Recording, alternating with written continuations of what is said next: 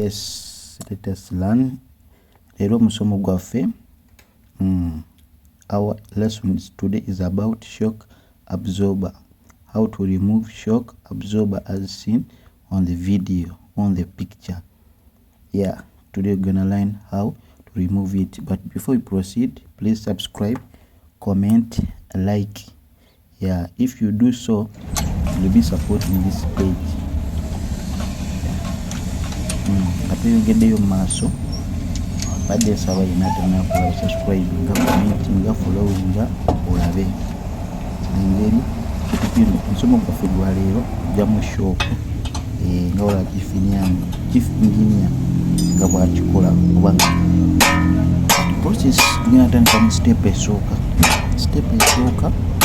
ya kubandula mipiira oba tosiba olowooza remove the tire kubandula mipiira osooka nota natti zonna nga oziraba nga tonakuba jack after nga omaking sure no natti zonna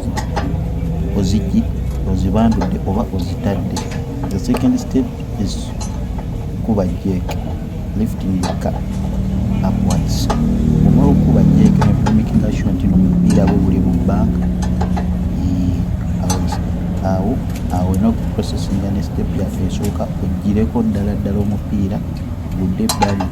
Olina making sure nti no jack weeri eri firm and strong, ate sobola vaayo kukuba in case motoka ng'ekoze eki eyenyenyeza oba ng'efunyemu interference yonna. Use the help of stands. Jeke togireka yokka olumikeshwa nga waliyo giyamba. Kati step eyokusatu olina okusumula shock nga bwogiraba side eyo enfu. Olina making sure ogisumula shock eyo esibwa emisumaali eyeyitamu mpaka emisumaali ebiri kyabuzinga ekyasooka waggulu gumu ne wansi gumu. Wansi etera kubeera yabiri mu bbiri, waggulu nebeera 17. Tweyongedde olina making sure tino shock eyo nekiraba kulwaki shock ebeera mu motoka oba kulwaki eno mu traffic erina shock bbiri. Shock esooka hydraulic shock absorber.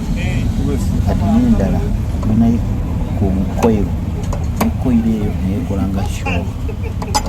Yes, ne coil eyo neyekola nga shock.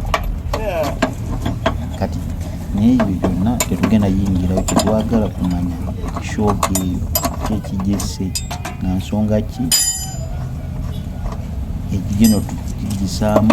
Ate the main issue is speed obanga the process oba engeri gy'okozesezza okugijjamu is the same process gy'ogenda okukozesa ng'ogikola ti ogizaamu. Buli musumaali gw'osumuludde olina making sure nti nookoze eki oguzizaamu. Ate tugenda okukola this simple way lwaki tuyise mu engeri nyangu nga chief engineer togenda bonabona nnyo nga nakugjamu shock oba nagonza mirimu. Twagala simple method oba engeri gye bagonzaamu emirimu step by step nga tumba tumaliriza okukola ki kugjamu shock yaffe. Kati tweyongeremu kino shock eyamba motoka to be stable over in tugeze ng'oli mirinnya in a rough surface like humps n'ebirala. Sort of that shock eyamba motoka okutadda side emu oba okushukira one side, oba neyo shock eyambako coil eyo okubeera mu direction ennungi balance. What mean issue the shock balance ebiri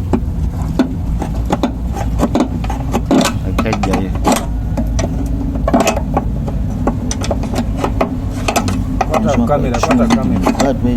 shock yaffe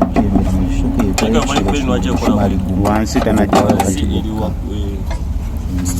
tubadde twaga osumulwa naye eyatulwaagala kugirayo lwansonga omusumaali alina sooka kujjamu eno tambula natti olina sooka kujjamu eyawo omusumaali ensonga kulwaki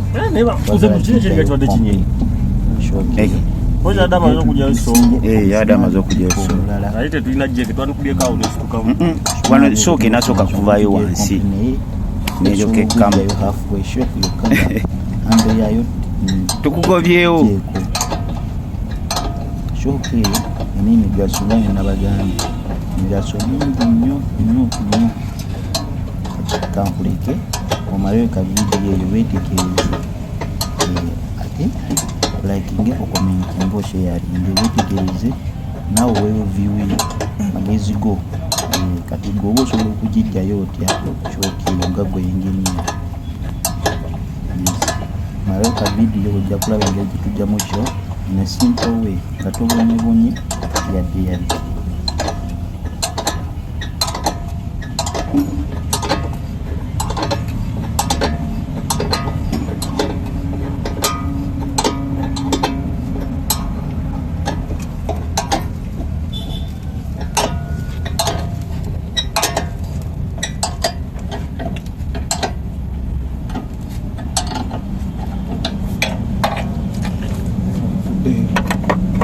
everyday